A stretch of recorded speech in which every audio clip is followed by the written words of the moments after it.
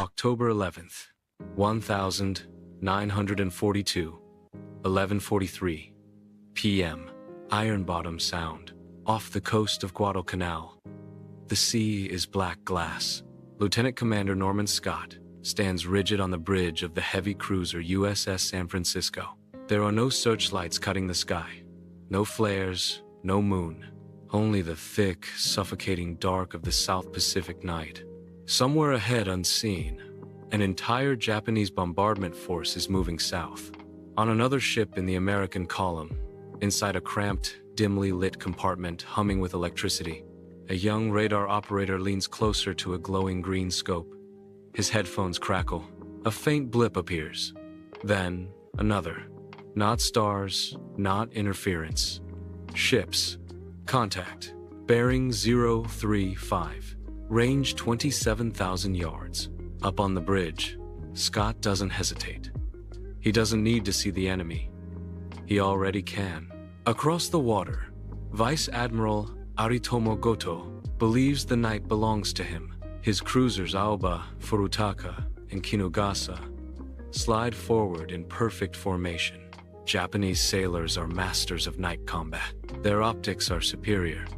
Their lookouts trained to detect silhouettes where others see only darkness. Their long-lance torpedoes are unmatched. For years, the Imperial Japanese Navy had prepared for this exact scenario. A decisive night engagement where American ships would stumble blindly into disciplined, devastating fire. But tonight, something is wrong. On Scott's flagship, fire control officers are already calculating solutions. November 14th, 1942, 1:17 a.m., Naval Battle of Guadalcanal. Rain lashes sideways across the decks.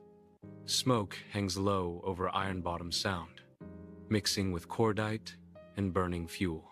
Wrecks from the previous night's fighting still smolder in the darkness. On the bridge of the battleship USS Washington, Rear Admiral Willis A. Lee stands almost motionless. He says very little. He doesn't need to. Lee is not relying on binoculars. He is relying on radar. Deep inside Washington's superstructure, the SG Surface Search Radar sweeps the Black Sea in silent arcs. The screen pulses, contacts bloom like ghosts, bearings, range, course, speed. Ahead of them, cutting through the night, is the pride of the Imperial Japanese Navy, the battleship Kirishima. On Kirishima's bridge, Vice Admiral Nobutake Kondo believes he holds the advantage. His force has already mauled American ships the night before. U.S. cruisers and destroyers lie crippled. The air smells like victory. Japanese doctrine is clear. Close aggressively, illuminate with searchlights, unleash torpedoes, finish with heavy guns. They have done it before. But tonight, something feels different. On Washington, the radar operators track Kirishima at over 18,000 yards, well beyond visual range in the storm-soaked dark. Lee receives the firing solution before a single Japanese lookout sees so much as a silhouette. Commence firing. At 1:58 a.m., Washington's 1.6-inch guns erupt. You can feel it. The entire ship shudders as 9 massive shells. February 17th, 1944, 4:12 a.m., North Pacific, 200 miles east of Truk Lagoon. The ocean is calm, too calm. On the flight deck of the carrier USS Enterprise, deck crews move like shadows under dim red lights. Engines cough to life one by one. The air smells of avgas and salt. No searchlights, no flares, just darkness. Below deck, in Combat Information Center, a radar operator studies a glowing screen. The numbers are steady, range confirmed. Enemy airfields plotted. Japanese patrol aircraft detected and avoided. Rear Admiral Mark Mitcher doesn't need dawn. He has radar. Ahead lies Truk Japan's mighty Pacific fortress, often called the Gibraltar of the Pacific. Inside its lagoon sit cruisers, destroyers, supply ships. Aircraft rest wingtip to wingtip on airstrips carved into coral. Japanese commanders believe the early morning darkness protects them. They expect attacks at sunrise, when silhouettes are visible and lookouts can react. They do not expect this. At 4:30 a.m., American carrier aircraft begin launching into blackness.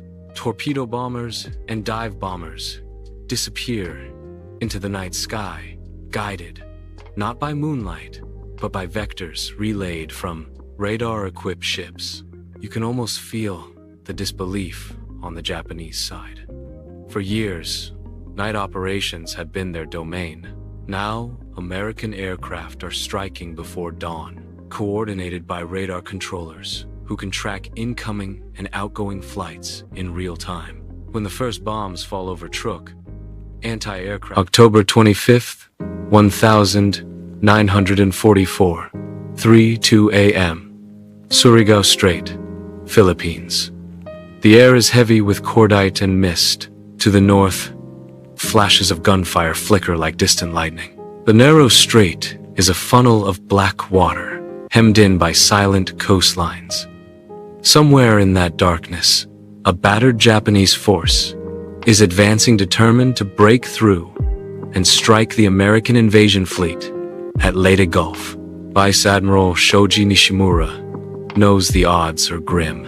His southern force has already lost ships to torpedo attacks by American destroyers, but his orders are absolute. Push through. Ahead of him steam the battleships Yamashiro and Fuso, symbols of imperial power forged decades earlier. Their silhouettes are massive, their guns formidable, but they are blind. To the south, waiting in calculated silence, stands Rear Admiral Jesse B. Oldendorf. His line includes rebuilt Pearl Harbor veterans, USS West Virginia, USS California, USS Tennessee, each now bristling with advanced fire control radar. Oldendorf has executed a classic maneuver. He has crossed the T. The Japanese must steam straight into a horizontal wall of American battleships. But this isn't 1700 in Lima. This isn't Tsushima. This is radar war. Inside West Virginia's plotting room, radar returns are crisp. Contacts move steadily up the strait. Range closes. 42,000 yards. 38,000. 32,000. The Americans do not illuminate. They do not guess. They wait.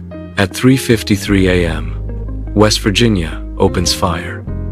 16-inch shells arc invisibly through darkness guide. March 9th, 1945, 12:07 a.m.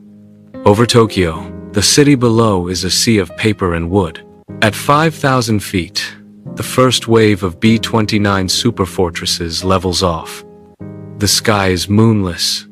The air is cold. Inside the lead bomber, a radar operator studies his scope as the coastline of Honshu glows faintly on the screen. They are not navigating by stars. They are navigating by radar. Major General Curtis LeMay has changed the rules. Low altitude, night approach, incendiaries, and most critically radar-assisted bombing to mark and maintain course over cloud and smoke. Below, Tokyo sleeps, or tries to. Japan's early warning radar network is fragmented and thin. Coverage gaps stretch across the home islands. Many sets lack the range or reliability to give meaningful notice. Fighter coordination in darkness remains limited. When sirens finally begin to wail, it is already too late. Pathfinder aircraft use radar to identify the urban sprawl through haze. They drop marker flares and incendiaries that blossom into clusters of fire. Soon, waves of B-29S follow the electronic breadcrumbs.